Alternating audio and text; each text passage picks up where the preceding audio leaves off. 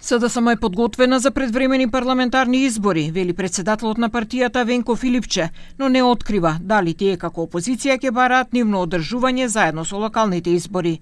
Според него, состојбата во владината коалиција, особено со потресот во Вреди, владата е нестабилна и поради тоа многу се веројатни предвремени избори. Навистина коалицијата е нестабилна и не функционира добро.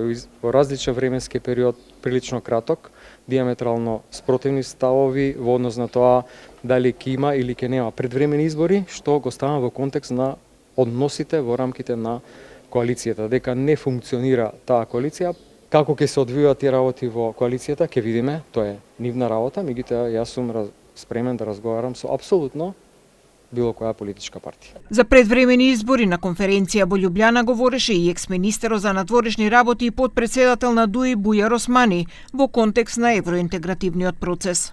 If North Macedonia holds early elections this year, because then we will open our first 4-year reform window in the last 2 decades.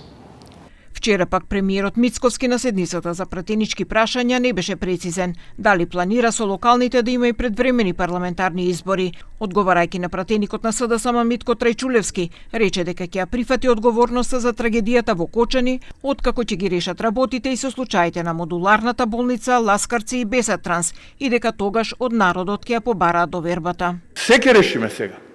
Откако ќе го решиме, тогаш ќе побараме пред народот доверба да видиме дали ја заслужуваме ние или можеби вие или некој трет.